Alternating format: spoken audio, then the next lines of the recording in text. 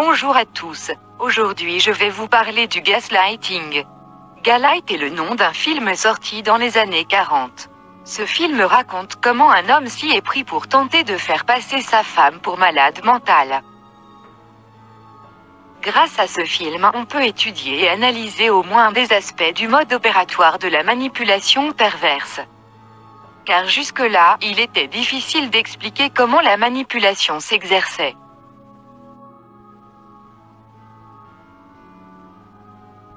Alors justement, le concept de gaslighting constitue une piste intéressante. Il s'agit d'une sorte de lavage de cerveau, suivi d'un conditionnement, on pourrait aussi dire retournement du cerveau pour imager les choses. Grâce aux nouvelles études en psychologie après la sortie de ce film, on a pu avancer et enfin mettre un mot sur cette forme d'abus mental, si difficile à décrire.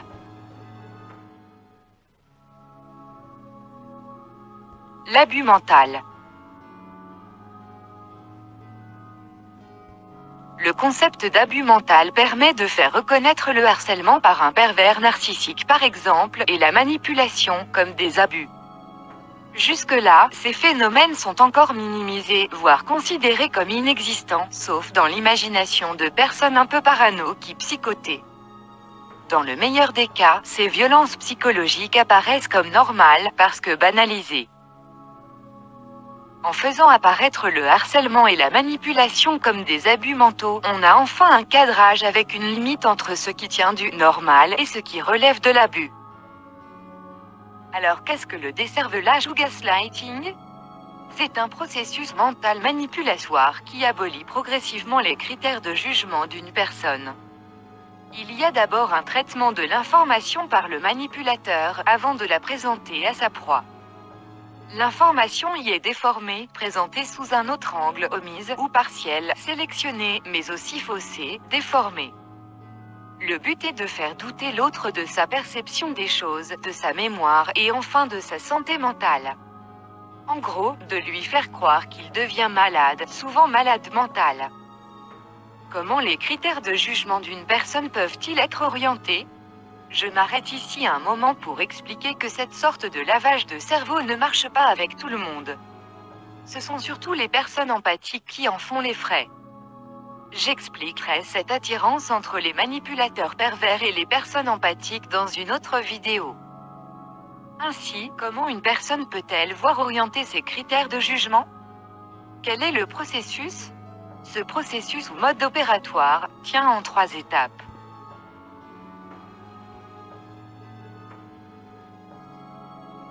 1. Introduire le doute. 2. Démolir l'autre, sa confiance en lui, son estime, sa personnalité, son intériorité, bref, tout ce qu'il est. 3. Convaincre l'autre qu'il a un problème mental ou relationnel et le faire savoir.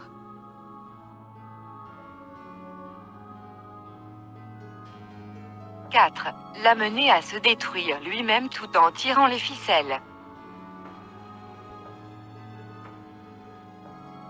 1. La mise en doute. Le premier levier activé dans la manipulation est donc le doute. Le doute est introduit dans la perception de la réalité et dans le souvenir, c'est-à-dire que le manipulateur pervers va faire douter sa proie de ce qu'elle perçoit par ses sens physiques. Tu as mal vu, tu as mal entendu, tu as mal compris, je ne dis pas cela, ou bien un tel n'a pas dit cela du tout, je le sais, j'étais là. Une personne empathique prendra automatiquement en compte toute remarque qui pourrait remettre en question sa perception ou sa compréhension des choses. Surtout si l'autre est sûr de lui, et plus encore, bien sûr, si l'entourage approuve, ou bien reste dubitatif, ne fermant pas la porte au dire du manipulateur pervers. Le doute s'introduit dans le psychisme de toute personne empathique parce qu'elle est apte à se remettre en question, et qu'elle a besoin de comprendre les choses.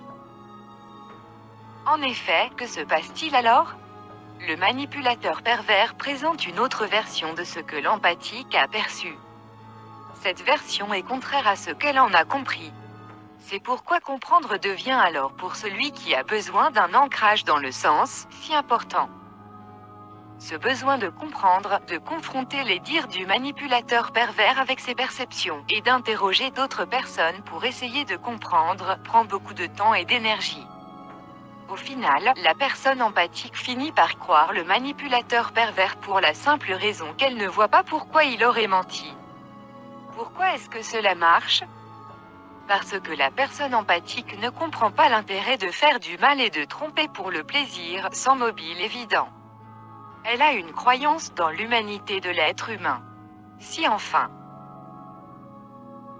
elle parvient à admettre la malveillance de l'autre, elle n'arrive pas à comprendre le pourquoi de la perversion et du mal, et cette non-compréhension la pousse à trouver plus plausible ce que l'autre lui dit et à douter de ses propres perceptions. Surtout que le manipulateur pervers, lui, n'a aucun doute. Du moins, il se présente comme tel. Il n'y a que lui qui est dans le vrai et l'autre, l'empathique, ne peut qu'avoir tort. Tant de certitude impressionne la personne empathique. C'est la deuxième raison pour laquelle elle préfère se conformer à la perception du manipulateur pervers. Or, justement, comme elle le fait sans être convaincue vraiment, et en se demandant si elle se fait avoir ou non, et qu'elle est en colère contre son impuissance à lui répondre, la proie du manipulateur pervers, souvent une personne empathique, fait un premier pas vers la dévalorisation de soi.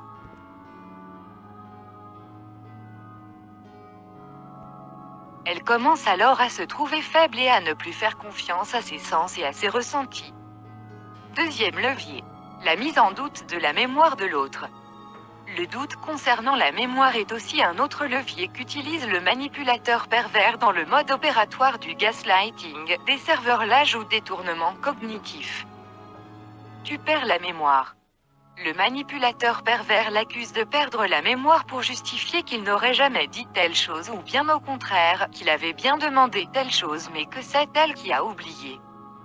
Et elle ne sait plus si elle doit s'en tenir à ce dont elle se rappelle ou bien si elle doit croire celui qui lui dit que les choses se sont passées autrement. À force, elle ne sait même plus ce qu'elle a fait, ce qu'elle a vécu, si cela s'est passé ou pas, tellement l'autre, c'est-à-dire le manipulateur pervers, lui aura lavé le cerveau. Elle peut même ensuite avoir de faux souvenirs et penser réellement avoir fait ou dit telle ou telle chose si elle est dans un contexte de confusion suffisante pour embrouiller son esprit. Troisième levier. La confusion mentale émotionnelle. Manipulateur embrouille ses émotions de manière répétée. 2. L'attaque de l'identité de l'autre. Grâce à la brèche du doute instillée par petites touches répétées, la confiance en soi de la proie est sérieusement ébranlée. Surtout si l'entourage est fasciné par le manipulateur pervers et prend la proie comme bouc émissaire, ou la disqualifie, voire qu'elle se disqualifie toute seule. Par le biais de cette brèche, laissant ouverte la porte d'accès au psychisme de l'autre, souvent, un empathique, le manipulateur pervers, instillera cette fois une certitude. Celle de l'insuffisance. C'est ainsi que sur une base où tout est remis en question, ou peut l'être, il peut alors définir lui-même sa proie. Bien sûr, il la redéfinira par le prisme de la dévalorisation, de l'incapacité, de la dysfonction, de la normalité, de la pathologie. Bref, la proie. Devenue victime à force de se voir traitée comme une incapable, une imbécile, anormale, folle, etc., finira par croire qu'elle est incapable, imbécile, folle, et à douter de sa santé mentale. Tout de l'identité de la proie est alors attaqué. Ses qualités sont revisitées et interprétées comme des défauts. La référence étant le manipulateur pervers, comme s'il était omniscient et qu'il savait mieux que quiconque ce qui est le mieux. Tu es trop sensible. Tu t'emportes trop vite. Tu prends tout à cœur. L'accusation d'une perte fonctionnelle, en tout premier lieu, la mémoire, liée au mépris exprimé par des non-dits, c'est-à-dire des expressions faciales, des signes d'agacement, etc. Met la proie sous tension. Le manipulateur pervers manipule ainsi ses perceptions, sa pensée, il la paralyse et l'oriente pour qu'elle adopte son raisonnement. Il manipule aussi des émotions en maniant les leviers de la peur et de la culpabilisation. Si elle est en contact trop souvent avec cette relation toxique, la proie du manipulateur pervers risque de craquer. Ce qui fera dire au manipulateur pervers qu'elle est décidément trop sensible. On le voit, la proie, par le décervelage, en vient à intérioriser la pensée du manipulateur pervers. Pour elle, tout est de sa faute. Elle se disqualifie d'elle-même. Finalement, elle va peut-être venir à en perdre la mémoire, effectivement, perdre les pédales ou péter un plomb, du fait que le manipulateur pervers fait tout pour que ce soit le cas. Mais il s'agit bien d'une conséquence de l'acte malveillant du manipulateur. De ce qui lui fait subir en l'interrogeant sans arrêt ou en la faisant douter et en jouant avec ses émotions et sur la peur, il ne s'agit pas de la cause. Voyez comment le manipulateur pervers embrouille littéralement l'esprit de sa proie. Ainsi manipulée, elle ne sait plus réellement où est la réalité.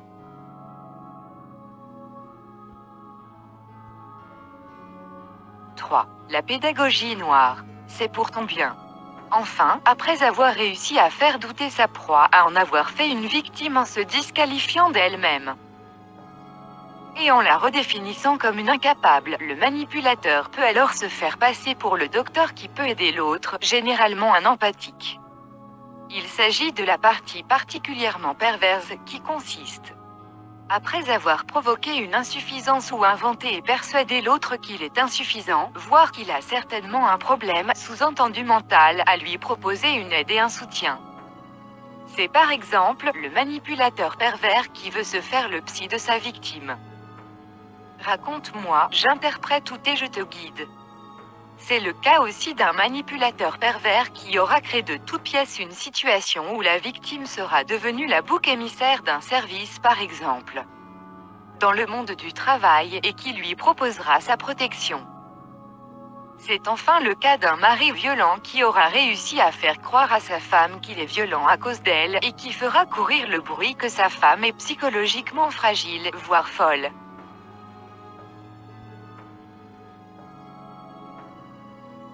Si l'on examine le processus du départ, on voit que le décervelage ou gaslighting a consisté 1. Sur le plan de l'événement, à retourner une situation. L'agresseur est victime et la victime se sent coupable. Il a provoqué un retournement de cerveau d'une personne, souvent empathique, afin qu'elle se sente coupable et responsable de la situation, le fait de perdre la mémoire soi-disant, ou d'être devenu bouc émissaire par exemple, ou encore d'être battu.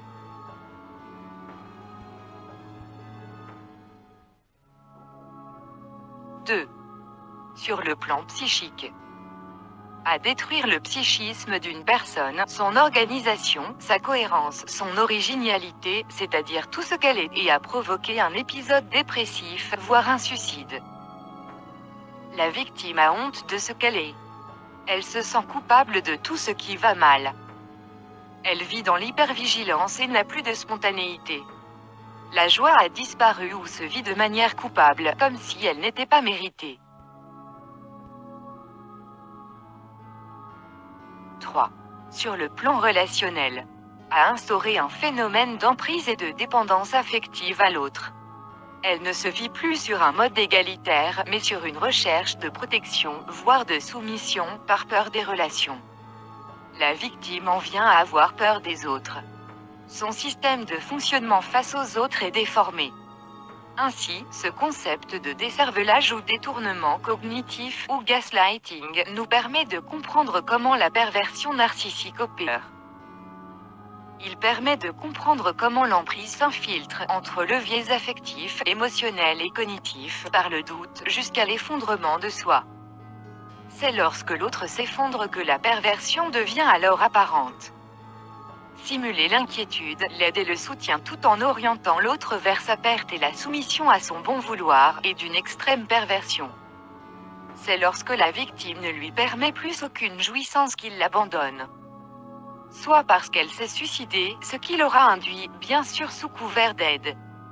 Soit parce qu'elle sera psychiquement morte et donc ne lui offrira plus aucun jeu.